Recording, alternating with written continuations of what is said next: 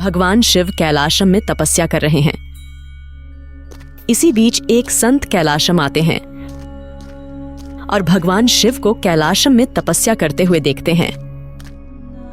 संत भगवान शिव से यह बात कहते हैं, स्वामी बचाइए, स्वामी स्वामी बचाइए, हमारे गांव के लोग बहुत ही मुसीबत में है। कृपया ध्यान से बाहर आइए स्वामी, अपनी आंखें खोलिए स्वामी। तो संत कितना भी प्रयास करें, भगवान शिव ध्यान से नहीं उठते। दुर्भाग्य से संत भगवान के चरणों के सामने बैठकर रोने लगते हैं। उस पुकार को सुनकर देवी पार्वती वहां आ जाती है। अरे आपको क्या हुआ? आप इतने उदास क्यों हैं? और आपकी उदासी का कारण क्या है, बताइए। माता, मेरा नाम वासुदेव है, मैं भूलोक से आया हूँ। भूलोक में मेरा गांव का नाम बीरपुर है माता। वहाँ एक राक्षस ने एक बच्ची को पकड़ लिया माता। उन बच्ची को रिहा करने के लिए आया हूँ, लेकिन माता स्वामी तो मेरी पुकार नहीं सुन पा रहा है। स्वामी आप जागिए, पृथ्वी के निवासियों को आपकी जरूरत है। उठिए स्वामी, उठिए। देवी पार्वती भी भगवान शिव को जगाने की कोशिश करती है, लेकिन भगवान शिव कोई हरकत नहीं करते हैं। देवी पार्वती भगवान शिव से क्रोधित हो गईं और अपनी उग्र रूप धारण कर लिया। फिर भगवान शिव को बहुत ही बुरी दृष्टि से देखने लगी। तब उसने देवी दुर्गा का रूप धारण कर लिया। उनकी आवाज सुनकर भगवान कार्तिक और भगवान विनायक वहां पहुंचे। ये कैसा अहंकार है? भक्तों की दुर्दशा की परवाह किए बिना ध्यान में लगे रहना, ये कहाँ की समझदारी है? पृथ्वी पे सबको आपकी जरूरत है, ये तो कोई देवता की अनुभव नहीं है। इस प्रकार देवी दुर्गा शिव को श्राप देती हैं। विनायक और कार्तिकेय उस उग्र रूप को देखकर आश्चर्यचकित हो जाते हैं। इस प्रकार देवी दुर्गा ने भगवान शिव को श्राप दे दी और उन्होंने भगवान शिव के स्थान पर पृथ्वी पर जाने का फैसला किया और भूलोक के निवासियों की रक्षा के लिए भूलोक चली जाती हैं। तभी वहां नारद जी प्रकट हुए। नारायण नारायण, स्वामी अपनी आंखें खोलिए, सुबह हो गया है। पिताजी ये तो नाटक है। पिताजी इस नाटक को खेलने का कारण क्या है? पिताजी माँ ने तो आपको बहुत कुछ कहा। देखिए इसके एक महत्वपूर्ण कारण है। वो विशेष कारण क्या है अपने पिताश्री से मुझे ही सुनिए। देखिए, भूलोक में जो राक्षस अत्याचार कर रही है उसे केवल एक महिला ही हत्या कर सकते हैं।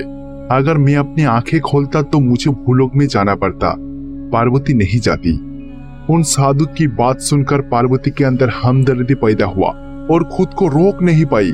वो उन बच्ची का दुख सहन नहीं कर पाई। फिर पार्वती मुझसे क्रोधित होकर दुर्गा माँ में बदल गई और भूलोक में चला गया उन राक्षस को मारने के लिए। मैंने ध्यान करते हुए सब कुछ देख लिया था, इसलिए मुझे नाटक करना पड़ा पुत्रो। तो भगवान शिव उन्हें बताया कि उन्होंने ऐसा ड्रामा क्यों किया। लेकिन पिताजी आप तो माँ की क्रोधित को जानते हो। अब तो आप अपने दैविक शक्तियाँ भी खो चुके हो, अब आप क्या करोगे? हाँ पिताजी, हम आपको इस तरह से नहीं देख सकते।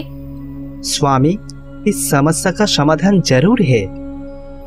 वो समाधान क्या है नारद? स्वामी आप सारे सृष्टि का शक्ति प्रदान करने वालों से में एक हो और माँ दुर्गा उन शक्ति का अवतार है। स्वामी वैसे तो कल से नवरात्रि शुरू होने जा रही है, इसलिए देवी माँ की शक्ति की ऊर्जा और भी ज्यादा बढ़ जाएगी स्वामी। तो नारद भगवान शिव को समाधान के बारे में बताते हैं। इस बीच विनायक के मन में एक सवाल आता है। तब भगवान विनायक ने पूछा, नवरात्रि इसका क्या मतलब है? दुर्गा माता और नवरात्रि पूजा के बीच क्या संबंध है, बताइए ना। ये बहुत ही बड़ी कहानी है विनायक। वो कौन सी कहानी है जो हमें जाननी चाहिए? कार्तिक, उसके लिए एक सही समय है। अभी हम लोगों को जल्द से जल्द पूजा शुरू कर देना चाहिए। फिर अगली सुबह भगवान शिव ने नवरात्रि पूजा की सारी व्यवस्था की और पूजा के लिए तैयार हो गए। स्वामी आप मिट्टी से दुर्गा माँ की एक धार्मिक मूर्ति बनाइए। नारद के कहे अनुसार भगवान शिव मिट्टी से माँ दुर्गा की एक मूर्ति बनाते हैं और मूर्ति पर पीला केसर भी डालते हैं और भक्ति पूर्वक पूजा शुरू करते हैं। इसी बीच गणेश ने फिर सवाल किया। पिताजी, मुझे एक संदेह है। आप 9 दिनों तक ये पूजा क्यों करते हैं? आप 9 दिनों तक देवी दुर्गा को पूजा कैसे कर सकते हैं? सबसे पहले मैं आप लोगों को नवरात्रि के पीछे एक कहानी बताता हूँ। एक समय की बात है, महिषासुर नामक एक राक्षस था। वो भगवान ब्रह्मा का घोर तपस्या करता था। भगवान ब्रह्मा उनके तपस्या से प्रसन्न हुए, उनके सामने प्रकट हुए और भगवान ब्रह्मा ने उन्हें वरदान मांगने के लिए बोला। महिषासुर एक एक करके अपना वरदान मांग रहा था, पर ब्रह्मदेव उनकी चाहत से सहमत नहीं हुआ। ऐसे करते करते अंतिम छोर पर वो राक्षस चाहता है कि उसकी मृत्यु किसी स्त्री के हाथों में हो। अरे, ऐसा कोई चाहते थे? महिषासुर को लगता था कि महिलाएं ज्यादा शक्तिशाली नहीं होती, इसलिए महिलाएं उनका कुछ नहीं बिगाड़ सकता। ओह, उसके बाद क्या हुआ पिताजी? हाँ कार्तिक, ब्रह्मदेव उन्हें वो वरदान देता है और वहाँ से गायब हो जाता है। वो उन वरदान को प्राप्त करने के बाद उनके अंदर अहंकार पैदा हुआ और पहाड़ी पर अत्याचार करना शुरू कर दिया। अरे, ये तो बहुत बड़ी मुसीबत आ गई। अब इसे कोई नहीं मारेगा, कोई इसका कुछ भी नहीं बिगाड़ सकता। अरे विनायक, तो क्या हुआ? कोई पुरुष नहीं है तो? हमारा जगत जननी देवी पार्वती है ना, जो पुरुषों को भी शक्तियाँ प्रदान करती है। क्या? माँ ने क्या किया? अरे कार्तिक, देवी पार्वती, देवी लक्ष्मी और देवी सरस्वती तीनों मिलकर एक स्त्री का रूप धारण किया। फिर तीनों स्त्री एक होकर 9 दिनों तक महिषासुर से युद्ध किया। उन्होंने 9 दिनों तक 9 रूपों में उन राक्षस महिषासुर से युद्ध की थी। 9 रूप? वो 9 रूप कौन सी है? हमें जानना है पिताजी, बताइए ना। पहले दिन देवी दुर्गा शैलपुत्री के रूप में युद्ध किया और दूसरे दिन ब्रह्मचारिणी के रूप में युद्ध किया। तीसरे दिन उन्होंने चंद्रघटा देवी के रूप में राक्षसों को वध किया। इस तरह फिर से चौथे दिन उन्होंने राक्षसों को फिर से वध किया। पंचम दिन उन्होंने कांधामाता के रूप में युद्ध किया। इसी तरह षष्ठ दिन भी देवी के रूप में फिर से युद्ध किया। इसी तरह सप्तम दिन उन्होंने भयंकर कालरात्रि के रूप में युद्ध किया। फिर इसी तरह अष्टम दिन उन्होंने महागौरी के रूप में युद्ध किया और 9वें दिन उन्होंने सिद्धिदात्री के रूप में युद्ध किया। इसी तरह उन्होंने 9 दिनों तक 9 रूपों में युद्ध किया। अंतिम दिन महादुर्गा की रूप धारण करके राक्षस का वध किया और उस दिन से भूलोकवासी के सभी लोग विजयदशमी के रूप में देवी दुर्गा को जानते हैं।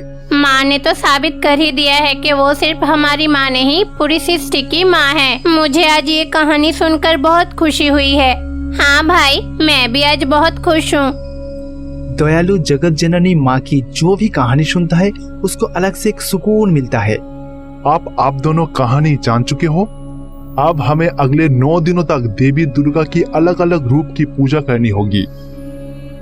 इस प्रकार भगवान शिव, भगवान विनायक, भगवान कार्तिकेय और नारद एक साथ पूजा करना शुरू करते हैं।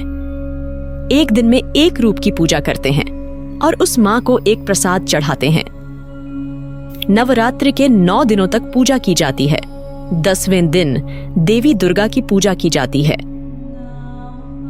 भक्तों की भक्ति की सराहना करते हुए देवी पार्वती देवी दुर्गा के रूप में उनके सामने प्रकट होती हैं। देवी, मुझे क्षमा करे, मैंने केवल आपको क्रोधित करने के लिए ऐसा किया था। कि प्रिया, मुझे मेरी शक्ति वापस दे दीजिए देवी, मुझे मेरी दिव्य शक्ति दे दीजिए। मैं आपके खोज को समझती हूँ। मैं समझती हूँ कि आपने वो गलती क्यों की। आप जो कुछ भी करते हैं वो दुनिया के कल्याण के लिए है। मैं आपको गलत समझी थी, आप मुझे क्षमा कर दीजिए। और मैं ये भी जानती हूँ कि आप हमेशा अपने भक्तों के बारे में ही सोचते हैं। अगर कोई भक्ति पूर्वक मेरी पूजा करेगा तो मैं उसकी रक्षा करूँगी। और एक बात, अगर उनकी भक्ति सच्ची हो तो मैं उनकी इच्छा जरूर पूरी करूँगी। इस प्रकार देवी दुर्गा अपनी शक्तियां शिव को वापस प्रदान करती हैं। भगवान शिव बहुत ही प्रसन्न होता है। धन्यवाद देवी, मैं फिर कभी अपने भक्तों का उपेक्षा नहीं करूंगा। मैं माँ दुर्गा की इस रूप को देखकर बहुत ही प्रसन्न हूँ। मैं इस रूप को महिषासुर वध के समय देखा था। देवी माँ, कृपया मुझे एक वरदान दीजिए। क्या है नारद? यदि कोई व्यक्ति इस नवरात्रि के समय दुर्गा देवी की इस रूप की पूजा की और उसके साथ साथ जो 4 लोगों को भोजन भी करवाएगा, तो आप उनके साथ हमेशा रहकर उन्हें वरदान देंगे। तथास्तु। इस प्रकार दुर्गा देवी उनकी इच्छाओं को पूरा करती हैं और देवी पार्वती में बदल जाती हैं। इस प्रकार भगवान शिव देवी दुर्गा की पूजा करके अपनी शक्तियां पुनः प्राप्त कर लेते हैं। कैलाश में सभी लोग फिर से एकजुट होकर शांति से रहने लगे। गजासुर नामक राक्षस भगवान शिव की घोर तपस्या करता है। उसकी तपस्या से प्रसन्न होकर भगवान शिव प्रकट होते हैं और वो वरदान मांगते हैं। इसके लिए गजासुर वास्तविक भगवान शिव को अपने पेट में रहने के लिए कहता है। महाशिव, जो एक भोले शंकर हैं, महादेव शिव इस पर सहमत हो गए। इस प्रकार भगवान शिव गजासुर के पेट में प्रवेश कर गए। फिर गजासुर के पेट में भगवान शिव रहने लगा और फिर वो राक्षस सभी लोगों पर शासन करता है। उधर माता पार्वती को बहुत कष्ट हो रहा है। ये गजासुर तो स्वामी को अपने पेट में फंसा कर रखा है और पूरे संसार में तांडव मचा रहा है। क्योंकि स्वामी अभी उसके पेट में है, इसीलिए कोई भी उसका कुछ भी बिगाड़ नहीं सकता। स्वामी के बिना संपूर्ण विश्व की प्रकाश नष्ट हो गया है। ऐसा कहकर देवी पार्वती दुखी हो जाती हैं और महाविष्णु को याद करती है। भगवान विष्णु ने देवी पार्वती के सामने प्रकट हुए। अरे बहन, क्या हुआ? आपने हमें क्यों बुलाया? क्या बात है? क्या आप नहीं जानते भाई कि गजासुर ने बड़ी चतुराई से स्वामी को अपने पेट में छिपा लिया था और उसी साहस के साथ वो पहाड़ियों पर धमक रहा था। अब तुम्हें ही किसी भी तरह भगवान जी को मुक्त करना है। उन्हें कैलाश में लेकर आनी चाहिए। भगवान विष्णु अपनी बहन का दुख नहीं देख सकते। वह तुरंत भेष बदलकर भूलोक चला जाता है। उन्होंने गजासुर को एक सुंदर लड़की के रूप में दर्शन दिए और गजासुर का दिल जीतने के लिए उनके सामने नृत्य किया। दूसरी ओर देवी पार्वती कैलाशम में पीड़ा सहती हुई बैठी हैं। स्वामी को बचाने के लिए मेरे भाई भी भूलोक पे चला गया है। पता नहीं वहाँ क्या हो रहा है। जब देवी पार्वती पीड़ित थीं, तो द्वारपाल देवी पार्वती के पास आए। माता, स्वामी तो अब कैलाश में नहीं है, पर आपने खाना पीना पूरा छोड़ दिया है। प्लीज माता, कुछ खा लीजिए ना। मैं कैसे खाऊं बताओ? स्वामी के बिना कभी कुछ मैंने खाया है क्या? देवी माँ, हमारी बात मानो माँ। नंदी और महाविष्णु आपके देखभाल की जिम्मेदारी हम लोगों को सौंपी है। प्लीज माता, कुछ खा लीजिए। नहीं, स्वामी जब तक नहीं आते मैं कुछ भी नहीं खाऊंगी। इस प्रकार द्वारपाल चाहे कुछ भी कहें, देवी पार्वती भोजन को छुए बिना ही भगवान शिव की प्रतीक्षा करती हैं। तो कुछ समय बीत जाता है। देवी पार्वती भगवान शिव के नाम का जाप करते हुए समय व्यतीत करती हैं।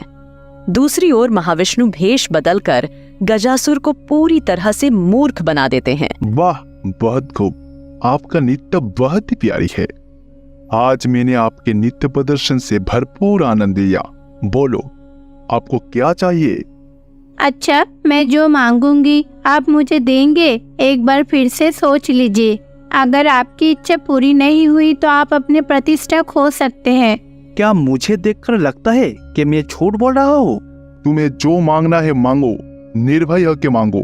मैं जरूर पूरा करूंगा, ये मेरा वचन है।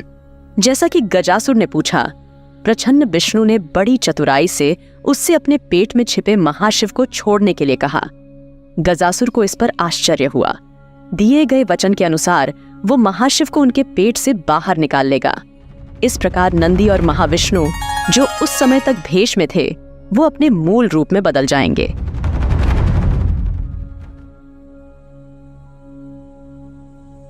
अरे, आप दोनों मुझे धोखा दिया हो। मैंने बहुत ही कठोर तपस्या करके स्वामी को मेरे पास रखा था और मैंने इसे वरदान प्राप्त किया था। देखिए गजासुर, आपके वरदान के कारण सभी लोग अंधकार में जी रहे थे। महाशिव बाहर आते ही सभी भूलोक वासियों को फिर से रोशनी मिलने लगी। आपका भक्ति में सच्चाई था, पर आपका जो इच्छा था वो गलत थी। ये क्या है भगवान शिव? आपके करीब रहकर आपको चाहना क्या गलत है? आपके भक्ति के कारण मैंने आपका इच्छा पूरा किया, फिर मैंने आपके पेट के अंदर प्रवेश किया, उसके बाद ही आपके अंदर घमंड पैदा हुआ। सभी मासूम लोगों पर आप अत्याचार कर रहे थे। आप जो कर रहे थे वो गलत है, इसलिए भगवान विष्णु ने आकर आपके पेट के अंदर से मुझे बाहर निकाला। जब भगवान शिव ने ऐसा कहा तो गजासुर को एहसास हुआ कि वह बहुत बड़ी गलती कर दी। देखिए स्वामी, मुझे आप एहसास हुआ कि मैं क्या गलत कर रहा था, पर स्वामी मैं ये गलती दोबारा नहीं करना चाहता। मैं सदैव आपके करीब रहना चाहता हूँ स्वामी। देखो गजानंद, तुम बहुत जल्द मेरे पास आओगे और हमेशा मेरे साथ ही रहोगे, पर तब तक आपको धैर्य रखना पड़ेगा, ठीक है? महाशिव गजासुर से कहते हैं। फिर गजासुर एक विशाल हाथी में बदल जाता है और पास के जंगल में चला जाता है। वह वहीं जाकर आराम करते हैं। दूसरी ओर महाविष्णु वैकुंठ पहुंच जाते हैं। फिर महाशिव नंदी के साथ कैलाश के लिए प्रस्थान करते हैं। कैलाशवासी और द्वारपाल खुशी से दौड़ते हुए देवी पार्वती के पास आए। माँ देवी, आपको एक खुशी की बात बताओ, गजासुर के पेट से महादेव बाहर निकाल आया। महादेव और नंदी कैलाश आ रहा है। यह समाचार सुनकर देवी पार्वती बहुत प्रसन्न हुई। आपने बहुत अच्छी खबर सुनाई है, आपको बहुत धन्यवाद। माँ, हमें भी स्वामी से दर्शन किए हुए बहुत दिन हो गया है, इसलिए हम सभी लोग कैलाश छोड़कर स्वामी को लेने जा रहा हूँ। इस प्रकार द्वार शासक और कैलाश के अन्य सभी लोग भगवान शिव के पास चले जाते हैं। कैलाश में केवल देवी पार्वती ही रहती हैं। उसके बाद पार्वती देवी सोचने लगी, स्वामी आज कैलाश में वापस आ रहे हैं। कई दिनों बाद मैं उनसे मिलूंगी। आज मैं बहुत खुश हूँ। मैं तो अब एक पल भी इंतजार नहीं कर पा रही हूँ। यह कहकर माता पार्वती खुद को संभालती हैं। जब से स्वामी कैलाश में नहीं है, ऐसा लगता है कि मैं खुद सजना संवरना ही भूल गई हूँ। स्वामी के आने से पहले मैं जल्दी से जाके स्नान कर लेती हूँ और खुद को अच्छे से सजाती हूँ। इसीलिए देवी पार्वती स्नान करने के लिए कैलाशम में एक छोटे से कुंड में जाती हैं। देवी पार्वती अपनी पूरी 4 पिंडियों का लेप करती हैं। उस दिन देवी पार्वती ने उन 4 आटे से एक बालक की आकृति बनाई। अरे वाह, ये आकार तो बहुत ही अच्छी बनी है। अगर इस आकार में मैं थोड़ा प्राण डाल दूं, तो ये जीवित मनुष्य के जैसे ही दिखने लगेंगे। देवी पार्वती 4 आटे से बने एक बालक के आकार में प्राण डाल देती है। एक पल में 4 आटे की गुड़िया जीवित हो जाती है, अपनी आंखें खोलती है और देवी पार्वती के पास आती है और अपनी माँ को बुलाती है। देवी पार्वती उस आह्वान से अभिभूत हो गई। मैं तो पूरी जगत की माता हूँ, हर कोई मुझे माँ कहता है। लेकिन बाबू, तुम्हारे मुँह से माँ शब्द सुनकर मैं बहुत खुश हूँ। मुझे तो ये बहुत अच्छी लगी है। यह कहते हुए देवी पार्वती भी उस बालक को दृढ़ता से छूती है, जिसे उन्होंने जीवन दान दिया था। अरे माँ, आप मुझसे क्या करवाना चाहती हो? तुरंत मुझे कुछ करने की आदेश दो। आपका ये बेटा कुछ भी करने को तैयार है। अच्छा ठीक है बाबू, तो अभी मैं जाती हूँ स्नान करने। और हाँ, जब तक मैं स्नान करूँगी कैलाश में किसी को प्रवेश करने नहीं देना। पूरी कैलाश का तुम्हें अच्छे से रक्षा करनी है। ध्यान रखना कोई भी अंदर नहीं आए, ये तुम्हारा जिम्मेदारी है। तो देवी पार्वती एक छोटा सा हथियार बनाती है और उस लड़के के हाथ में देती है। बालक भी प्रसन्न होकर कैलाश के द्वार पर खड़ा है। दूसरी ओर माता पार्वती स्नान कर रही होती है। माँ ने जैसा कहा है मैं भी वैसे ही करूँगा। किसी को भी अंदर नहीं आने दूंगा। इस प्रकार वह बालक कैलाश के द्वार पर पहरा देने लगा। ठीक उसी समय द्वार पर भगवान शिव का आगमन होता है। भगवान शिव के साथ नंदी के साथ साथ प्रमाता गण भी होते हैं। अरे बाबू, आप कौन हो और कैलाश के द्वार पर आप क्या कर रहे हो? ये सवाल तो मुझे करना चाहिए। आप कौन हैं और यहाँ क्यों आए हैं? लड़के द्वारा पूछे गए सवाल से नंदी और प्रमाता गण के साथ साथ भगवान शिव भी आश्चर्यचकित हो गया। मैं महादेव शिव का वाहन हूँ तो ठीक है, आप उनके पास जाओ और उनकी सेवा करो। अगर माँ को पता चला कि आप यहाँ आए हो तो माँ गुस्सा करेंगे। आप यहाँ से चले जाओ। स्वामी, आप ही कुछ करिए, ये लड़का तो मेरे बात नहीं सुन रहा है। देखो बाबू, मेरे रास्ता मत रोको। वैसे ही मैंने बहुत दिनों के बाद घर में आया हूँ कि प्रिय मुझे घर के अंदर जाने दीजिए। भगवान शिव के कितने भी कहने पर भी वह लड़का नहीं मान रहा था। भगवान शिव और लड़के के बीच भयंकर युद्ध होता है। उस युद्ध में भगवान शिव अपने त्रिशूल से उस बालक का मस्तक काट देते हैं। बस माँ बोल के चिल्लाते हुए लड़का दरवाजे पर जोर से गिर जाता है। उस चीख को सुनकर देवी पार्वती दरवाजे पर आईं और उन्होंने बालक को खून से लथपथ देखा तो देवी पार्वती रोने लगी। उसके साथ साथ उसे गुस्सा भी बहुत ज्यादा आ जाती है। ये अत्याचार किसने किया है? मेरे बच्चे को मारने का किसका इतना हिम्मत हुआ है? मैंने तो ये बच्चे को बहुत प्यार से बनाई थी। इस बच्चे के अंदर मैं अपने शक्ति के साथ साथ भगवान शिव की भी शक्ति जमा की थी, पर इस बच्चे को किसने मारा? जिसने भी ये काम किया मैं उसे नहीं छोड़ूंगी। जैसे ही देवी पार्वती रोने लगी, भगवान शिव को बात समझ में आ गई। पार्वती, तुम रोना बंद करो। मैं अभी तुम्हें तुम्हारा बच्चा वापस ला दूंगा। नंदी, तुम अभी प्रमोता गणों को लेकर भूलोक जाओ। भूलोक जाकर जो भी पहला प्राणी देखोगे जो दक्षिण दिशा मुंह करके सोया हुआ है, उसका सिर पहले ले आओ। इस प्रकार भगवान शिव की आज्ञा से नंदी प्रमाता गण के साथ भूलोक चले जाते हैं। जैसे ही वे आगे बढ़ते हैं, उन्हें सबसे पहले एक हाथी दक्षिण की ओर सिर करके सोता हुआ दिखाई देता है। वह हाथी गजासुर है। नंदी तुरंत गजासुर का सिर लेकर कैलाश आ जाते हैं। इसी बीच महाविष्णु भी कैलाश पहुंच जाते हैं। अब मैं इस बच्चे के सिर में हाथी का सिर लगा दूंगा। शिव ने गजासुर का सिर बालक को दे दिया और इस प्रकार लड़का जीवित हो जाता है। सभी देवता कैलाश पहुंचे। हर कोई लड़के को अपनी ऊर्जा और आशीर्वाद प्रदान करता है। हर एक सृष्टि में प्रत्येक क्रिया का एक विशेष कारण होता है। अब इस समय जो हुआ उसके लिए एक मजबूत कारण भी है। इस लड़के को पूरा भूलोकवासी शिव पार्वती के बेटे के रूप में जानेंगे और हर जगह सबसे पहले पूजनीय होंगे। और इस लड़के को गजानंद के साथ साथ विनायक भी कहा जाएगा। इस प्रकार भगवान गणेश का जन्म होता है। उस दिन से भगवान गणेश अपने मुख से सभी का आशीर्वाद लेते हैं।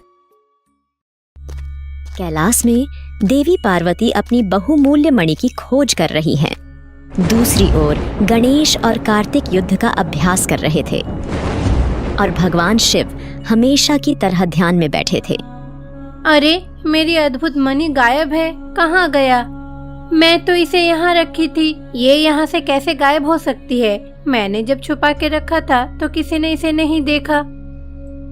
यह कहकर देवी पार्वती कैलाश में सभी के पास जाती हैं और अपनी मणि के बारे में पूछती हैं।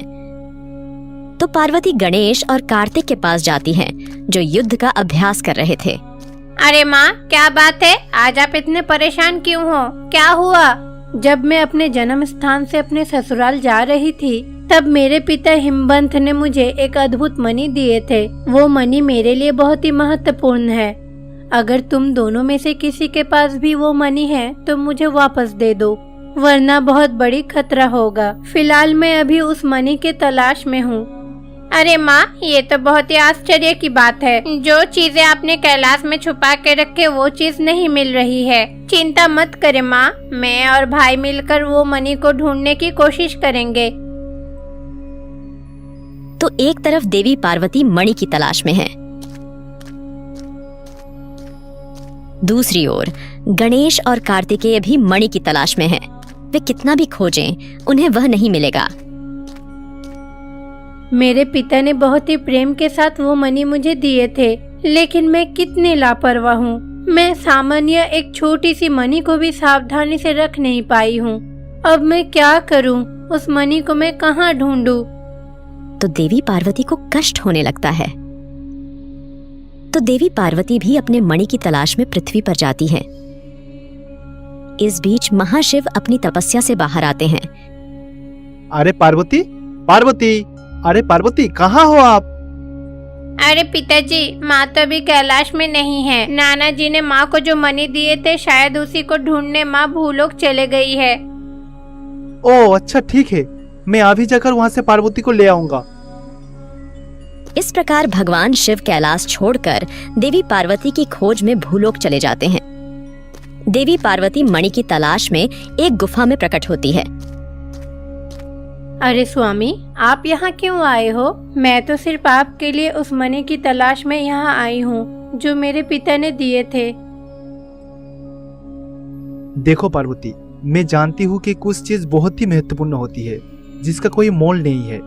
कुछ चीजें महत्वपूर्ण होने के बावजूद भी हमें उसे छोड़ देना चाहिए। आपको अपना पिता के बारे में सोचना बंद करके आपको कैलाश में लौट जाना चाहिए। आप कैलाश का देवी हो, अगर मालकिन ना हो तो घर बिखर जाती है।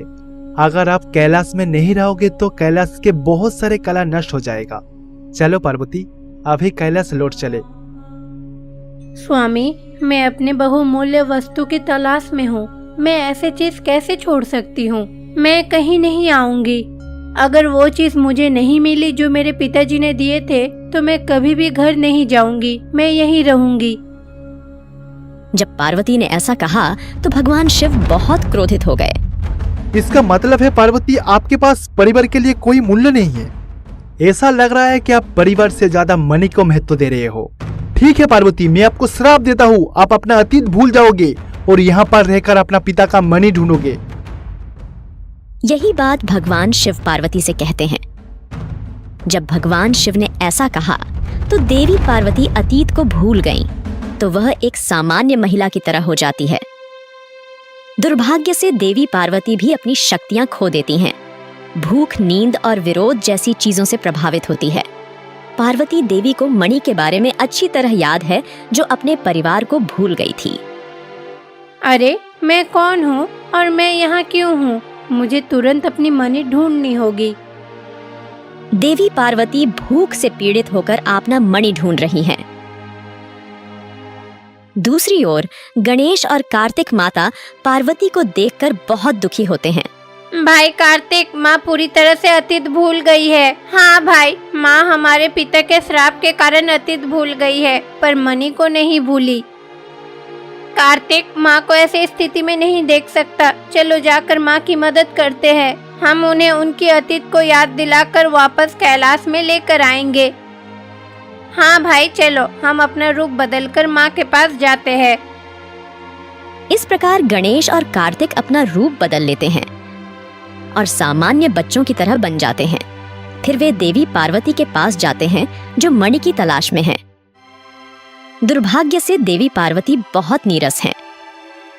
अरे माँ, आप यहाँ क्या कर रहे हो? मैं तो आपको पूरा गांव में ढूंढ रहा हूँ।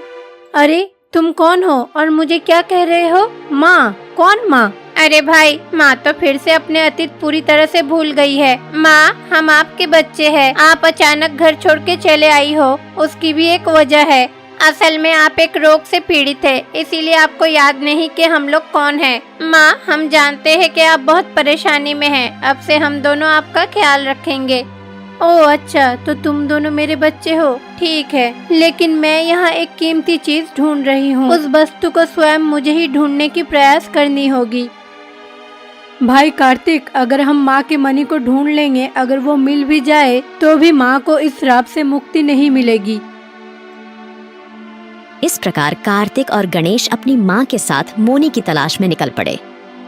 काफी देर तक भूखी रहने के बाद अचानक उनकी माँ का सिर घूम गया और वह जमीन पर गिर गईं। अरे माँ, आपको क्या हुआ? अरे भाई, वर्तमान में माँ कोई देवी नहीं है, वो एक साधारण महिला है। असल में माँ कई दिनों से भूखी है, इसीलिए उन्हें चक्कर आ गया और वो गिर गई है। अब मैं ही हमारे माँ के लिए कुछ खाना बनाऊंगा। इस प्रकार भगवान गणेश क्षण भर में विभिन्न प्रकार के भोजन बना देते हैं और जब कार्तिक अपनी माँ को छूता है तो उसकी माँ जाग जाती है। माँ, आपको बहुत भूख लगी है ना? ये जानने के बाद मैं और भाई दोनों घर गए। आपने जो खाना बनाया था वो लेकर आए, इसे खा लो।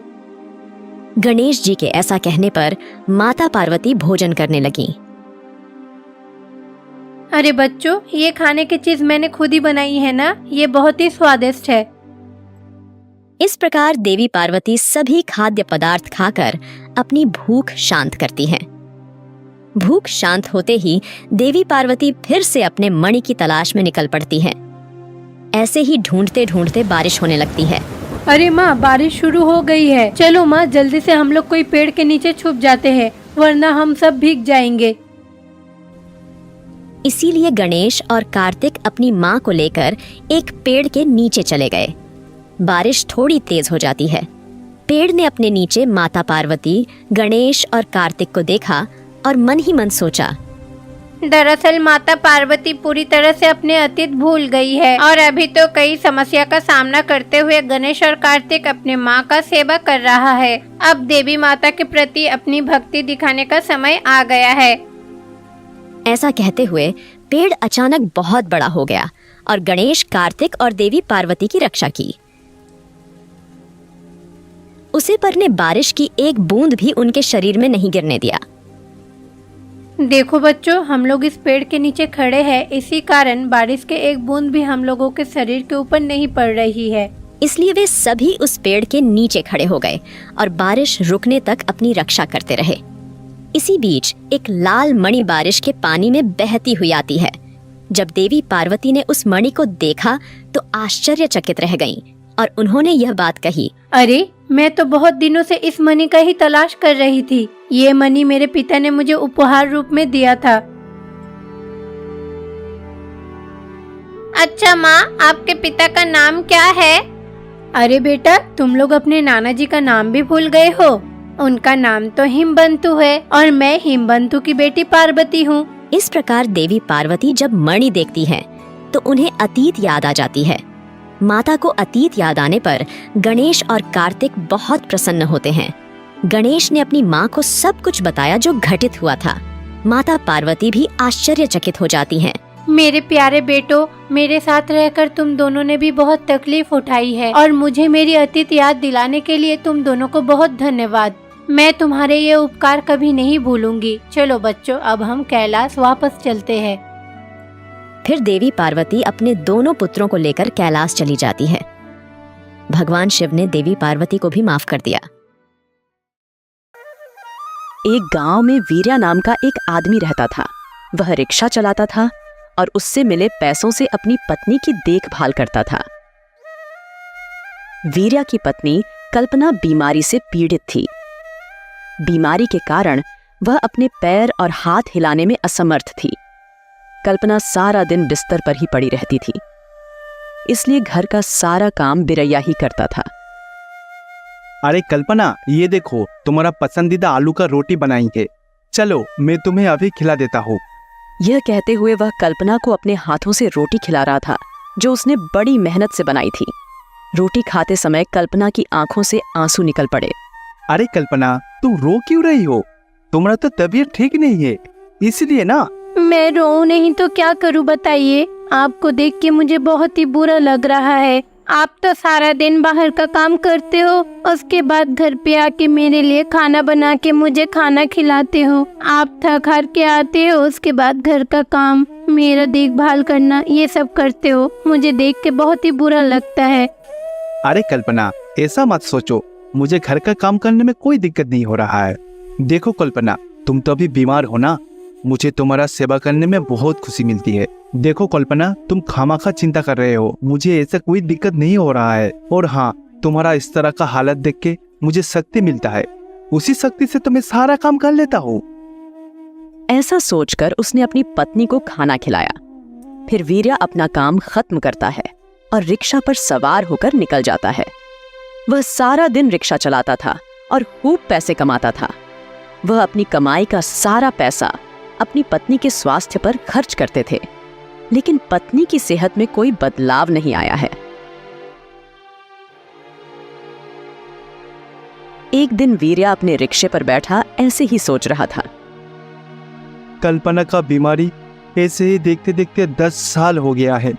इतने सारे डॉक्टर को दिखाया, इतना इलाज किया, फिर भी कल्पना का कोई सुधार नहीं हो रहा है।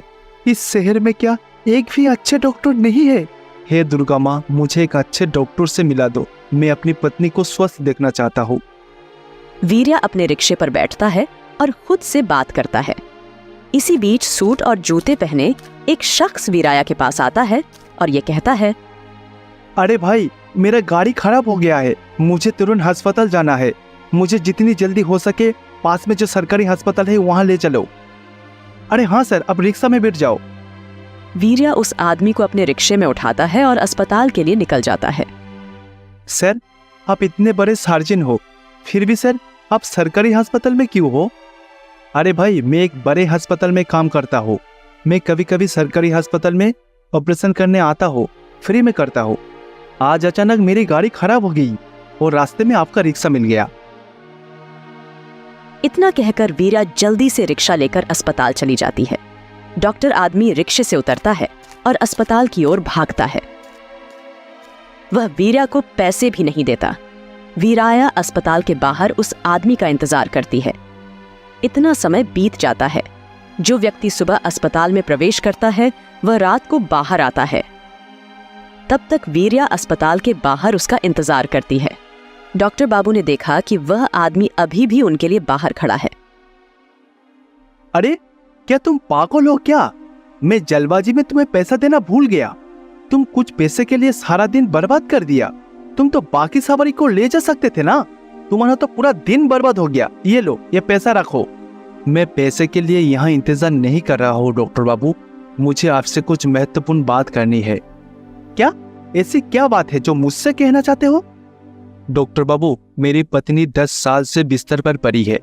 वो बिस्तर से उठ नहीं पा रहा है। पैरालाइज जैसा हो गया है उसका शरीर।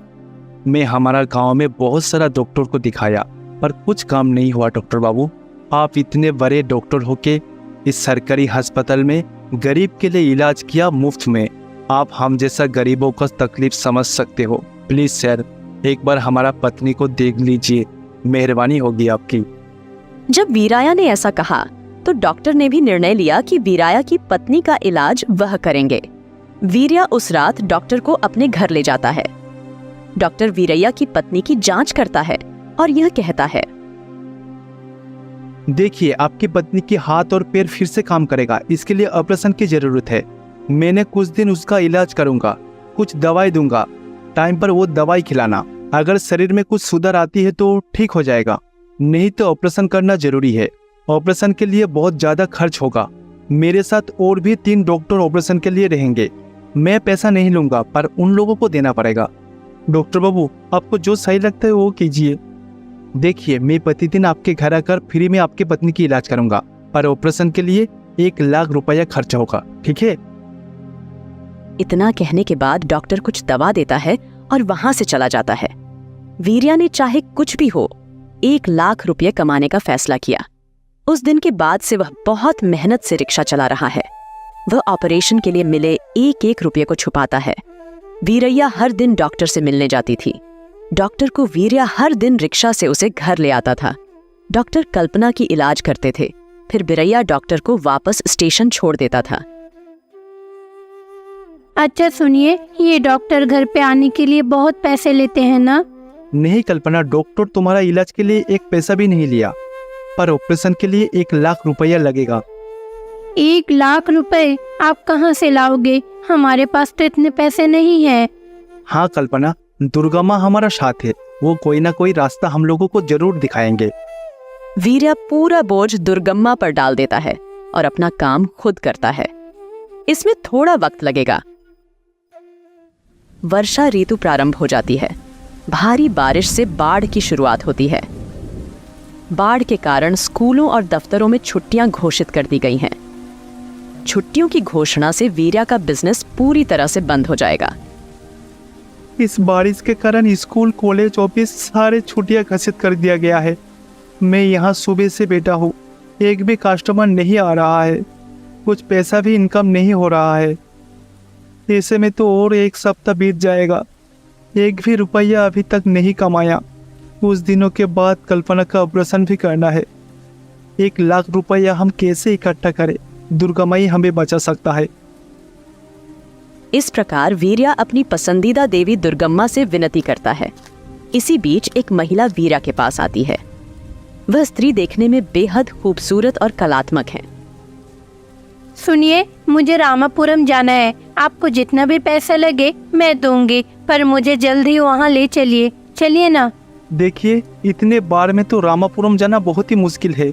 मुझे जितने भी तकलीफ हो मैं आपको ले जाऊंगा। आप रिक्शे में बहुत सावधानी से बैठो। यह कहकर वीरा महिला को अपने रिक्शा में बिठाकर ले जाता है। उस समय बारिश भी हो रही है। वीरा रिक्शे की छत रख देती है ताकि यात्री भीग न जाए, ताकि उस रिक्शे में बैठी महिला बारिश में भीग न जाए। लेकिन रिक्शा चलाने वाली वीरा पूरी तरह भीग जाता है। अरे ये क्या, मैं तो इस रिक्शे के अंदर हूँ, नहीं भीग रही हूँ, पर आप तो भीग रहे हो। तबीयत खराब हो जाएगी आपका। अरे मैडम, मुझे कोई तकलीफ नहीं है, पर यात्रियों को भीगने नहीं देंगे। आप लोग तो हमारा जिम्मेदारी हो। वीरा महिला को रामपुरम की ओर ले जाता है। कुछ देर में रिक्शा बहुत भारी हो जाता है। वीरा बहुत कोशिश कर रहा था, पर रिक्शा एक कदम भी आगे नहीं जा रहा था। वह अपनी पूरी ताकत लगाकर रिक्शा को आगे बढ़ाता है, पर वहां से हट नहीं रहा था। इस बीच वीरा संदेह से पीछे मुड़कर देखती है। वह महिला दुर्गा माँ में बदल जाती है। फिर वीरा दुर्गम्मा को देखकर तो आश्चर्यचकित हो जाती है। अरे दुर्गा माँ, आप! मैंने कभी सोचा नहीं था कि आपके दर्शन मिलेंगे। माँ देवी, आप हमें और हमारा पत्नी को बचाने आए हो ना? हाँ बिरैया, मैं तो तुम पर दया दिखाने के लिए ही तुम्हारे रिक्शा में बैठी थी। तुम तो कई बरसों से मुझ पे ही भरोसा करते हुए आ रहे हो, और मैं उन लोगों के साथ कभी अन्याय नहीं करूँगी जो मुझ पे हमेशा भरोसा करते हैं। तुमने तो अपनी पत्नी के स्वास्थ्य के लिए कड़ी मेहनत भी की है, और अभी भी तो तुम संघर्ष कर रहे हो। ये लो, मैं तुम्हें सोने की मोहर देती हूँ, इससे अपने पत्नी के स्वास्थ्य को ठीक करो। तो दुर्गम्मा वीरा को सोने के सिक्कों से भरी एक मटके देती है। फिर वीरा को आशीर्वाद करते हैं और वहां से गायब हो जाती है। वीरा मटके में रखे सोने के सिक्के बेचता है और अपनी पत्नी का इलाज करता है। कल्पना थोड़ी स्वस्थ हो गई। वीरैया अपने पास बचे पैसों से सभी गरीबों के लिए एक मुफ्त अस्पताल बनवाता है। सभी गरीबों को उस मुफ्त अस्पताल में इलाज मिलता है और वे आराम से रहते हैं। माँ दुर्गा की मदद से वीरैया ने अपनी पत्नी को स्वस्थ अवस्था में वापस मिली। दूर सुदूर एक गांव में नव्या नाम की एक छोटी लड़की रहती थी। नव्या बहुत ही अच्छी लड़की थी, पर बचपन में ही एक सड़क दुर्घटना में उसने अपने माता पिता को खोया था। तब से नव्या अपनी दादी रमा के साथ ही रहती थी। रमा का एक और बेटा था, उसका नाम प्रकाश था। बेटा नव्या, क्या कर रही हो? दादी माँ और बाबूजी की याद आ रही है। अरे बेटा, ऐसे रोने से क्या होगा? गांव के सभी लोग मुझे पनौती कह रहे हैं कि मैंने जन्म लेते ही अपनी माँ बाबूजी को निगल लिया। क्या सच में मैं इतनी बुरी हूँ दादी माँ? अरे बेटा, उनकी बातों को दिल पर मत लो। वे सारे मूर्ख लोग हैं, इसीलिए ऐसा कह रहे हैं। क्या सच में कोई बेटी अपने माँ बाबूजी की मौत चाहेगी? ये सब पिछले कर्मों का फल होता है बेटा। ना जाने कैसे बुरे कर्म किए होंगे जो मैंने श्रवण जैसा बेटा और लक्ष्मी जैसी बहू को खोया, और तुमने अपने माँ बाबूजी को खोया। पर बेटा, तुम पनौती नहीं हो। तुम्हारे बाबूजी ने तुम्हारे जन्म लेते ही बहुत सारी जायदाद तुम्हारे नाम कर दी, और तो और तुम्हारा जन्म माँ दुर्गा के आशीर्वाद से हुआ है। तुम्हारी माँ ने माँ दुर्गा की पूजा की, तभी तो तुम मिली उन्हें। क्या ये सच है दादी माँ? माँ दुर्गा की पूजा करने से ही मेरा जन्म हुआ? हाँ बेटा।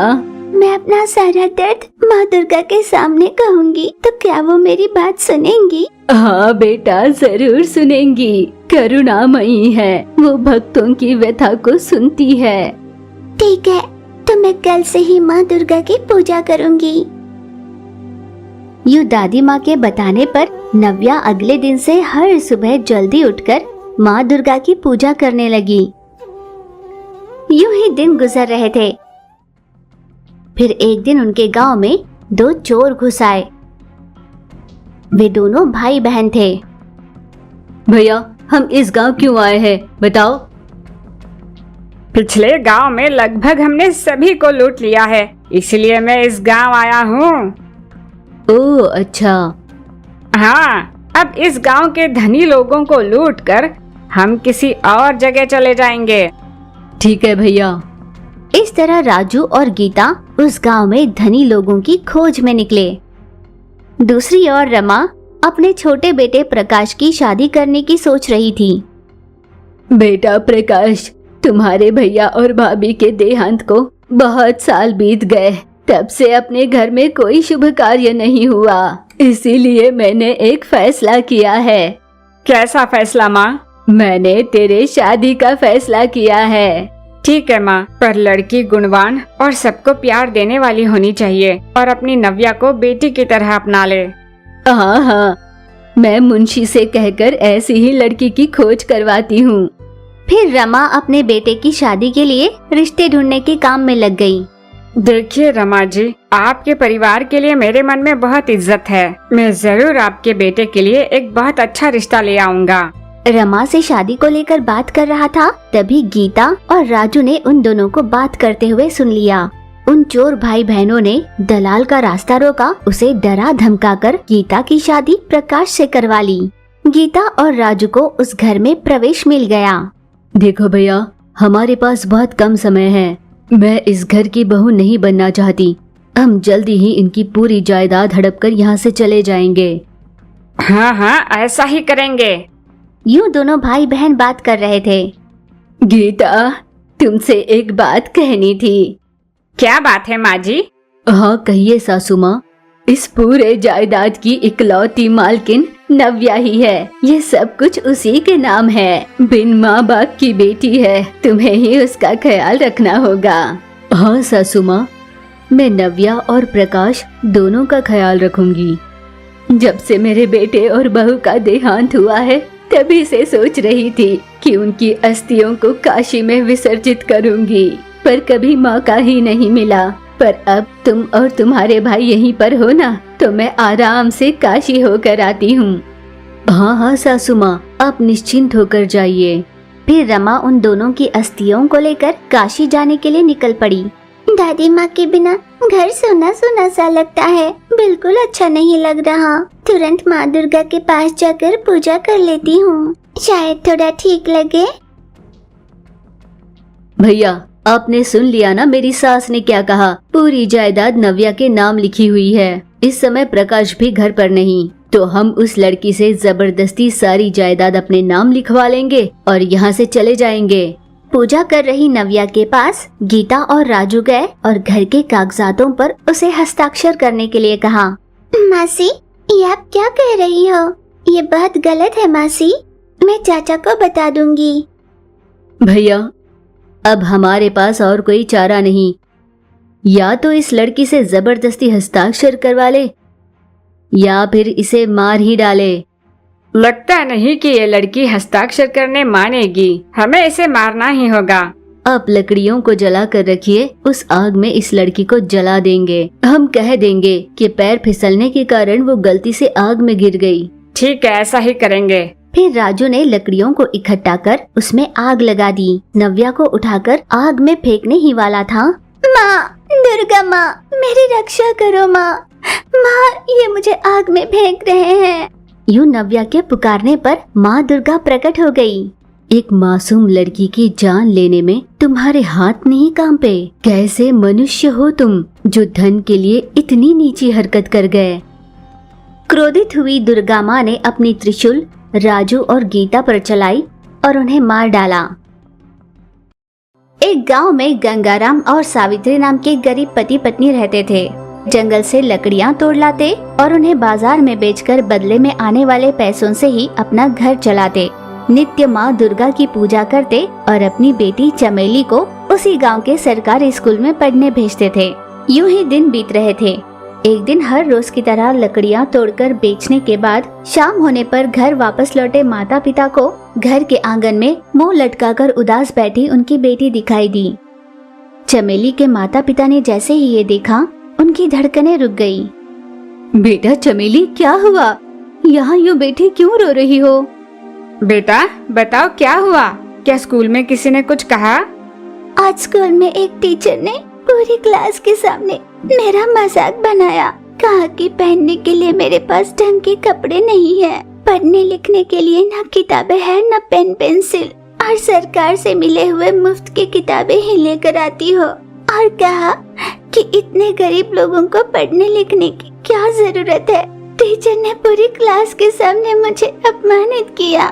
मुझे माफ कर दो। अगर सही समय पर पैसों का इंतजाम हो जाता और मैं तुम्हारे लिए वो सारी चीजें ले आ पाता तो क्लास में आज टीचर ने तुम्हें ऐसे अपमानित नहीं किया होता। हाँ जी, पर मुझे समझ में नहीं आता। पर टीचर को तो प्यार से कहना चाहिए ना कि किताबें लाओ। ये क्या बात हुई कि पूरी क्लास के सामने बेइज्जत कर दिया? आप ना कल स्कूल जाओ और उस टीचर से बात कर लेना एक बार। हाँ हाँ सावित्री, मैं ऐसा ही करूँगा। सख्ती से पूछूंगा इसके टीचर से। बेटा तुम अब रोना बंद करो, तुम्हें रोता हुआ मैं देख नहीं सकता। चलो बेटा अंदर चलते हैं, अंधेरे में बाहर नहीं बैठते। चलो चलो। और बेटा साथ ही साथ वो तरह तरह की बीमारियां भी दे जाते हैं। चलो अंदर। बेटी को बहला फुसलाकर वे दोनों उसे घर के अंदर ले गए। खटिए पर बैठे पिता और बेटी आपस में बात कर रहे थे तो वहीं सावित्री रसोई में स्वादिष्ट खाना बना रही थी। फिर तीनों ने आराम से खाना खाया और फिर रात में सभी सो गए। अगली सुबह माता पिता अपनी बेटी चमेली को स्कूल के लिए तैयार कर रहे थे, पर चमेली स्कूल जाना नहीं चाहती थी। गंगाराम और सावित्री उसे समझाने की कोशिश कर रहे थे। बेटा 1 हफ्ते में मैं पैसों का इंतजाम करूंगा और तुम्हारे लिए वो सारी चीजें ला कर दूंगा। अब तो स्कूल चली जाओ ना बेटा। नहीं बाबूजी, जब तक पहनने के लिए अच्छे कपड़े और लिखने के लिए किताबें नहीं आएंगी मैं स्कूल नहीं जाऊंगी। वरना हर दिन टीचर जो मेरा अपमान करते हैं, सबके सामने मेरा मजाक बनाते हैं, मुझसे वो नहीं सहा जाता। यूं बेटी चमेली रो रो कर अपनी जिद पर अड़ी रही। तब जाकर गंगाराम और सावित्री को इस बात का अंदाजा लगा कि स्कूल में टीचर ने किस हद तक उनकी बेटी का क्लास के सामने अपमान किया होगा। तभी तो चमेली स्कूल जाने के लिए मना कर रही है। कुल्हाड़ी हाथ में लिए गंगाराम माँ दुर्गा की तस्वीर के सामने आया और हाथ जोड़कर उनसे प्रार्थना की। हे माँ दुर्गा, हम पर अपनी कृपा बरसाओ। जब से हमने होश संभाला है हमने आपकी ही पूजा की है। आपकी कृपा से ही चमेली इस घर में आई। माँ दुर्गा कुछ ऐसा करो कि उसे जो चीजें चाहिए मैं उसे दिला पाऊँ। गंगाराम जंगल में लकड़ी तोड़ने चला गया और घर पर सावित्री बेटी के साथ रहकर उसे दिलासा दे रही थी। दिन ढल गया। उस दिन गंगाराम को लकड़ियाँ बेचकर कुछ ज्यादा पैसे मिले। वो घर की ओर चला जा रहा था, एक कार ने उसे टक्कर मार दी जिससे गंगाराम की घटना स्थल पर ही मौत हो गई। जैसे ही सावित्री और चमेली को ये पता चला वे दौड़कर पिता के पास आए और बहुत रोए। उन्होंने अंतिम क्रिया पूरी की। घर के लिए पैसे कमाने वाला कोई नहीं था। जितना अनाज घर में बचा हुआ था उसी पर वे गुजारा कर रहे थे। एक दिन विधवा हो चुकी सावित्री ने माँ दुर्गा से बहुत शिकायत की। हे माँ दुर्गा, ये आपकी कैसी कसौटी है। बेटी की जिम्मेदारी मेरे कंधे पर सौंप कर आपने मेरा सुहाग छीन लिया।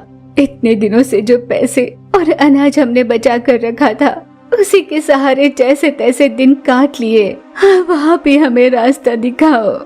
यूं हाथ जोड़कर वो रसोई में आ गई, जिससे अनजाने में बर्तन चूल्हे में गिरा और अंगार सीधे सावित्री की आंखों में चला गया। सावित्री ने अपनी दोनों आंखें खो दी। उस दिन से चमेली जंगल से फूल तोड़कर लाती और उन्हें बेचकर अपनी अंधी माँ की देखभाल कर रही थी।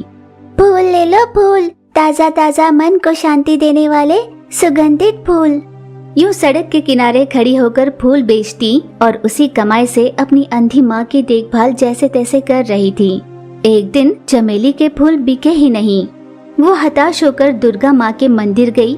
हे माँ दुर्गा, मेरा परिवार गरीब परिस्थितियों में भी आपका स्मरण कर हंसते हुए जी रहा था, पर आपने अचानक मेरे पिता को छीन लिया, मेरी माँ को अंधी बना दिया और मुझे पढ़ाई छोड़कर काम करने पर मजबूर किया। और इतनी मेहनत के बाद मैं फूल बेचने की कोशिश करती हूँ तब भी पैसे नहीं कमा पाती। मैं तो गांव भर में चल चल कर फूल बेचने की कोशिश करती हूँ।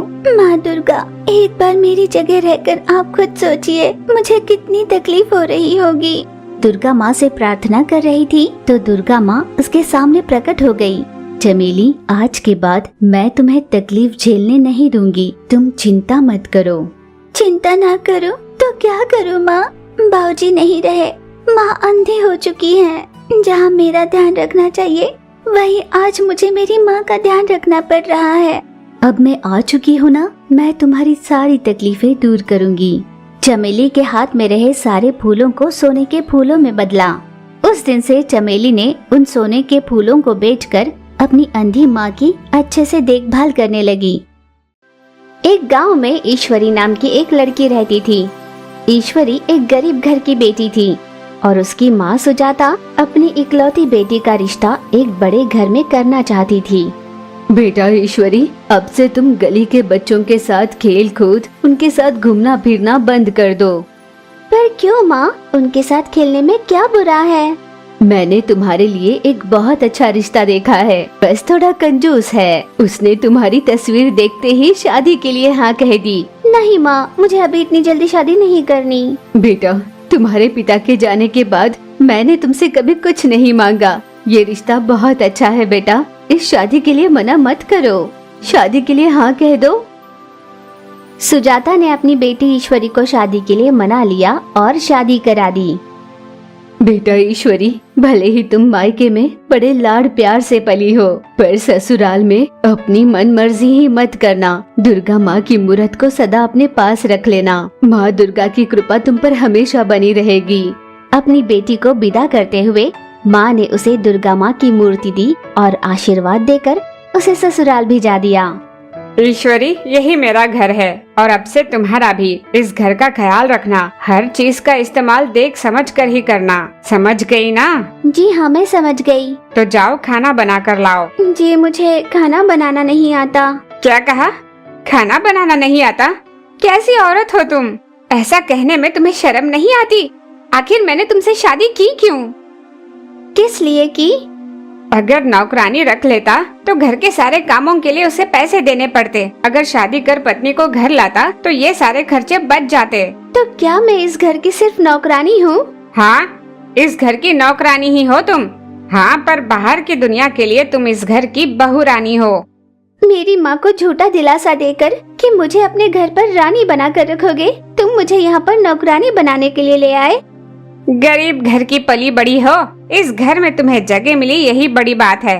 घर की महारानी बनने के सपने तो ना देखो। जाओ जाकर मेरे लिए चाय बना कर ले आओ। पत्नी ईश्वरी उसके लिए चाय बनाकर ले आई। छी, इसे कोई चाय कहेगा भी? गुस्सा होकर उसने चाय ईश्वरी के मुंह पर फेंका और चला गया। ईश्वरी बहुत दुखी हुई। माँ दुर्गा की मूर्ति के पास खड़ी होकर रोने लगी। हे माँ दुर्गा, मेरी माँ ने मुझसे कहा था कि कोई भी तकलीफ होगी तो मैं आपसे ही कहूँ। मेरी माँ ने मेरी खुशी के लिए कितने सपने संजोगे, पर इस आदमी ने मुझे कांटों के ढेर में लाकर छोड़ दिया। इस दर्द से मुझे आप ही उभारोगी माँ। आंसू बहाकर ईश्वरी माँ से प्रार्थना करने लगी। दिन बीत रहे थे। एक दिन ईश्वरी रसोई में खाना बना रही थी कि अचानक गरम तेल उसके हाथ पर छिड़का। उसका हाथ बुरी तरह से जल गया। माँ! क्या हुआ? गरम तेल हाथ पर गिर गया। इतनी छोटी सी बात के लिए हंगामा मचा रखा है। जाओ मेरे लिए खाना बनाओ। इस चलते हाथ से खाना बनाना बहुत मुश्किल है जी। वो सब मैं नहीं जानता, मुझे बहुत भूख लग रही है, जल्दी से खाना बनाओ। बेचारी ईश्वरी को उन्हीं हाथों से खाना बनाना पड़ा। लीजिए, मैंने खाना बना दिया। ईश्वरी ने थाली में खाना परोस कर दिया। छी छी, कौन इसे खाना कहेगा? गुस्से से उसने थाली फेंक दी। मैं बाहर जा रहा हूँ, जब तक घर वापस लौटूं मुझे घर साफ चाहिए। भड़का हुआ पति घर से निकल गया। झुलसते हाथ से वो दर्द में थी। माँ दुर्गा, मैं अब इस घर में और नहीं रह सकती, मेरी रक्षा करो माँ। रो रो कर ईश्वरी वहीं पर सो गई। इस ईश्वरी को देखकर मुझे बहुत बुरा लग रहा है। हर बार दर्द में उसने मुझी को पुकारा है। अब मैं इसे इस दर्द से उभारूंगी। माँ दुर्गा उसके घर पर एक साधारण महिला के रूप में आई। बेटा, बस तुम अपने घर में मुझे कोई काम दे दो, मैं सारे काम करूंगी, मुझे खाना दे देना। आइए माँ, अब जितना चाहो उतना भोजन मैं आपको दे दूंगी, बस मेरे घर के कुछ काम कर देना। हाथ जलने की वजह से मैं दर्द में हूँ। हाँ बेटा जरूर। महिला के रूप में आई दुर्गा माँ ने घर के सारे काम कर दिए। बिस्तर पर आराम कर रही ईश्वरी ने जैसे ही आंखें खोलकर आईने में देखा, अरे ये माई तो आईने में दुर्गा माँ जैसी लगती है, पर ऐसे देखती हूँ तो कोई साधारण महिला दिखती है। नहीं नहीं, ये जरूर माँ दुर्गा ही होंगी। ईश्वरी तुरंत उस महिला के चरणों में गिर गई। माँ दुर्गा अपने स्वरूप में आई। ईश्वरी के हाथ का घाव भी ठीक हो गया और तभी ईश्वरी का पति भी घर वापस आया था। घर की रौनक उस घर की गृहिणी से ही होती है। जब तक किसी घर में गृहिणी खुश रहे तब तक उनका घर धन और खुशियों से संपन्न रहता है। जो तुम कर रहे हो वो बहुत गलत है। आज के बाद तुम ईश्वरी को दुखी नहीं करोगे। इस तरह माँ दुर्गा ने ईश्वरी के पति को सुखी संसार का सार बताया और उन्हें आशीर्वाद देकर वो वहाँ से चली गई। केशवपुर नाम के गांव में अर्चना नाम की एक अनाथ लड़की रहा करती थी। ऐसे घर में रहती जो कभी भी टूट सकता था। जो काम उसे मिलता उसे किया करती। माँ दुर्गा की परम भक्त थी। बचपन में ही अपने माता पिता को खोने के बाद उसने माँ दुर्गा को ही अपना सर्वस्व मान लिया था। वो अपनी दिन की शुरुआत माँ दुर्गा की पूजा से ही करती थी। हर रोज की तरह एक दिन जब अर्चना माँ दुर्गा की पूजा कर रही थी तब पड़ोस में रहने वाले राजेंद्र ने अर्चना को देखा। राजेंद्र ने सोचा, क्या आजकल के जमाने में भी इतनी संस्कारी लड़कियां हैं? अगर मैं शादी करूंगा तो ऐसे ही किसी लड़की से शादी करूंगा। नहीं नहीं, मैं इसी लड़की से शादी क्यों नहीं कर सकता? इसके माता पिता नहीं है, ये अकेली रहती है और मेरे माता पिता का भी मैं अकेला संतान हूँ। अगर मैंने इससे शादी कर ली तो ये सही होगा। उस दिन से राजेंद्र अर्चना को देखने लगा। अर्चना ने भी इस बात पर गौर किया था कि राजेंद्र उसे देख रहा है। फिर एक दिन उन दोनों के बीच बात हुई। उन दोनों ने अपने प्यार को स्वीकारा और शादी करने की तय की। पर अर्चना के मन के किसी कोने में एक डर सा था। बताओ, इतना क्या सोच रही हो? राजेंद्र, मैं तुमसे शादी करना ही चाहती हूँ, पर मुझे लगता है तुम्हें एक बार अपने माता पिता और रिश्तेदारों की राय जान लेनी चाहिए। मेरी माँ के लिए मैं उसका सब कुछ हूँ। मेरी किसी भी मर्जी को वो नहीं टालेगी। तभी तो बेटे माँ के बहुत प्यारे होते हैं। मेरा इस दुनिया में कोई नहीं है। मैं अनाथ हूँ। जो परिवार किसी लड़की को अपनी बहू बनाना चाहता है वो उसके खानदान को देखता है। वो यही चाहता है कि कोई भी लड़की एक भरे पूरे बड़े खानदान से आए। अर्चना, तुम ज्यादा सोच रही हो। चलो अभी चलकर मेरी माँ से बात करते हैं। राजेंद्र इतना कहकर अर्चना को अपनी माँ भाग्या से मिलाने ले गया। अपने बेटे को पड़ोस में रहने वाली एक अनाथ लड़की के साथ घर आया हुआ देख, हाँ, अब बात जब यहाँ तक आ ही गई है तो मुझे भी ये रिश्ता मंजूर है। अर्चना से शादी करने में कोई दिक्कत नहीं। माँ की बात सुन बेटा राजेंद्र और अर्चना बहुत खुश हो गए। अर्चना गुणवान लड़की थी। उसके संस्कार देखकर राजेंद्र की माँ भाग्या भी रिश्ते से मना नहीं कर पाई। वे दोनों उसे देख बहुत खुश हो रहे थे। शादी के बाद अर्चना और राजेंद्र बहुत सुखी जीवन जी रहे थे। भाग्या की कोई बेटी नहीं थी, इसीलिए बहू अर्चना को वो बेटी जैसा ही प्यार देती थी। यूं ही महीने और फिर साल गुजरे, पर अर्चना माँ नहीं बन पाई थी। इस बात का दुख अर्चना को भी बहुत था। एक दिन घर आ रही भाग्या के रास्ते में पड़ोस की पार्वती आई। अरे भाग्या, बड़े दिनों बाद तुम्हें बहुत सारी सब्जियां ले जाते देख रही हूँ। कोई दावत है क्या घर में? अरे नहीं पार्वती, अभी नवरात्रि आ रही है ना, तो घर को सजाने के लिए कुछ 2-4 चीजें खरीदी मैंने। हाँ, तुम्हारी पूजाएं करने और दिए लगाने से तुम्हारी बांझ बहू को बच्चा थोड़ी होने वाला है। तुम्हारे घर में पूजाओं के अलावा कोई दावतें थोड़ी होंगी। हाँ, कर लो, पूजाएं कर लो। पार्वती की बातों का भाग्या को बहुत बुरा लगा। वो घर वापस लौटी। सास को घर वापस लौटा देख अर्चना अपनी सास के लिए पानी लेकर आई। सासू माँ, आप बाहर से आई है ना, लीजिए पानी पी लीजिए। भाग्या को पार्वती की कही बातें याद आ रही थी। सुन बहू रानी, एक बांझ के हाथ से मुझे पानी नहीं चाहिए। तुम मेरे सामने मत रहो, जाओ यहाँ से। ऐसी बात नहीं है। सासू माँ, एक बार मेरी बात तो सुनिए। बता, क्या सुनूं? गांव वालों की निंदाओं को तो सुन ही रही हूँ ना, अब मैं तुम्हारी भी सुनूं। मैं आपका दर्द समझ सकती हूँ माँ, पर आप और राजेंद्र मेरा दर्द क्यों नहीं समझ रहे? क्या समझे? हाँ बताओ, क्या समझे? जिस खानदान में आगे पीछे कोई नहीं, ऐसे खानदान से लड़की लाने की गलती जो हमने की है ना, उसकी हमें सजा मिल रही है। अब गांव वाले मुझे भाग्या के नाम से नहीं, एक बांझ की सास के नाम से जानने लगे हैं। यूं सास भाग्या ने उसे खरी खोटी सुनाई और अपने कमरे में चली गई।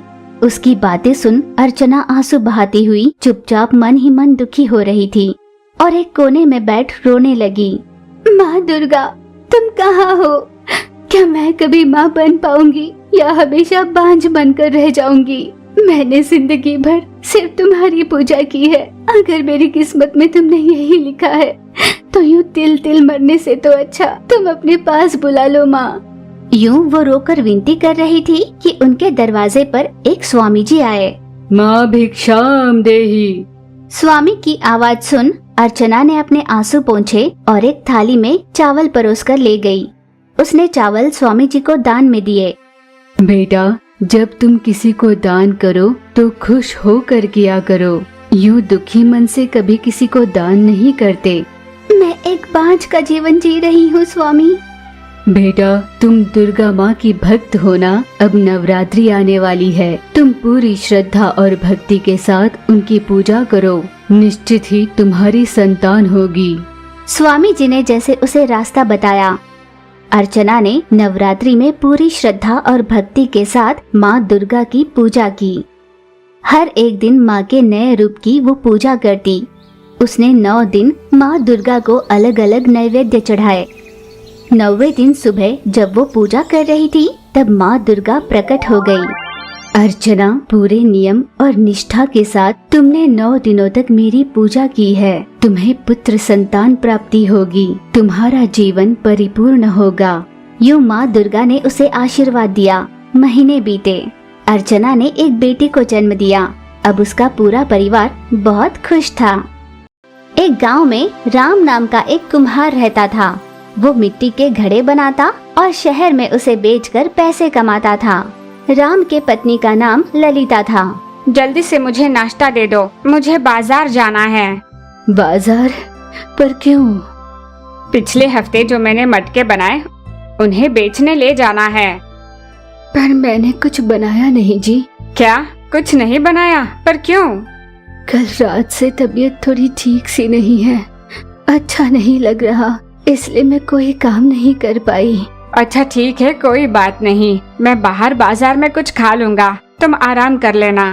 फिर राम अपने बनाए मटके लेकर शहर गया और बाजार में उन्हें बेचकर शाम होते ही घर वापस लौटा। पर जब वो घर पहुंचा, ललिता घर पर बेहोश पड़ी हुई थी। वो तुरंत उसके पास गया। ललिता, ये तुम्हें क्या हो गया? ललिता ने आंखें नहीं खोली। हे भगवान, जल्दी ही पड़ोस में रहने वाले वैद्य को बुलाना होगा। राम तुरंत पड़ोस वाले घर गया। पद्मा भाभी, जल्दी से एक बार घर चलिए, ललिता बेहोश हो गई है। अरे भगवान, चलो जल्दी देखते हैं। यूं पड़ोस की पद्मा तुरंत राम के घर गई। पद्मा ने ललिता की जांच की। राम भाई साहब, जल्दी से मुंह मीठा कीजिए। मीठा? क्यों, क्या हुआ?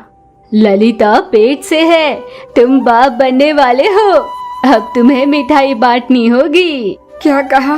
धन्य हो दुर्गा माता, हमारे साथ जो भी भला हुआ है वो माँ दुर्गा की कृपा से ही हुआ है। राम, दुर्गा माँ के प्रति तुम्हारी भक्ति देखकर मुझे बहुत अच्छा लग रहा है। हमेशा उनकी पूजा करते रहना।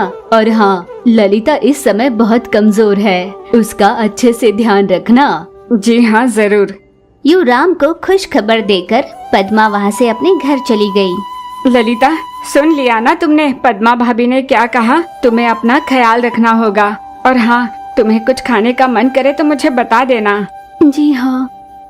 फिर राम ललिता की जरूरत का सामान लाने के लिए बाजार गया। बहुत सारे फल लेकर घर वापस लौटा। ये आपने क्या किया? इतने सारे फल 1-2 ला देते तो काफी था। ललिता, तुम इस समय बहुत कमजोर हो, तुम्हें ऐसे फलों की बहुत जरूरत है, इससे तुम्हें ताकत मिलेगी। पर आप इस तरह मेरे साथ समय मत गवाओ, जाओ जाकर मटके बना लो। हाँ, माँ दुर्गा अपनी जिंदगी रोशनी से भरने वाली है। हमें अपने आने वाले बच्चे के लिए बहुत कुछ करना है, उसका भविष्य उज्जवल बनाना है। हाँ, पर ऐसा करने के लिए आपको दुगनी मेहनत करनी होगी। मैं अपने बच्चे के लिए कुछ भी करने के लिए तैयार हूँ। यूं राम और ललिता बहुत सारे सपने बुन रहे थे। महीने बीते। ललिता को प्रसव वेदनाएं शुरू हो गई। ललिता को वेदनाएं शुरू हो गई हैं। मैं तुरंत पद्मा भाभी को बुलाता हूँ। पद्मा भाभी, ललिता को प्रसव वेदनाएं हो रही हैं। पद्मा ललिता के पास आई। ललिता की हालत बहुत नाजुक है, लगता है बच्चा और जच्चा दोनों को बचा पाना मुश्किल है। ललिता कमजोरी के कारण बेहोश हो गई है। ये आप क्या कह रही हैं पद्मा भाभी? हे माँ दुर्गा, जब से मैंने होश संभाला है मैंने केवल आपकी पूजा की है।